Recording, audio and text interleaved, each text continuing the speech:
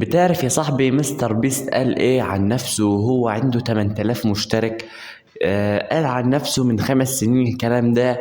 قال انه انا دلوقتي في المرحلة الثانوية وعمال امتحن مادة التاريخ، فاتمنى الوصول للمليون مشترك علشان ابطل امتحن التاريخ.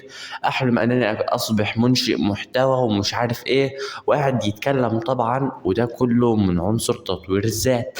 طيب ايه رأيكم احنا كمان بنحاول نوصل للمليون مشترك؟ طبعا مستر بيست قال لك احنا بنأمل اننا نوصل المليون مشترك، وقال انه اي شخص يدخل على الفيديو ده، يعني أنا النهارده دخلت على الفيديو ده بالصدفة. الفيديو ده كان من 5 سنين، تمام.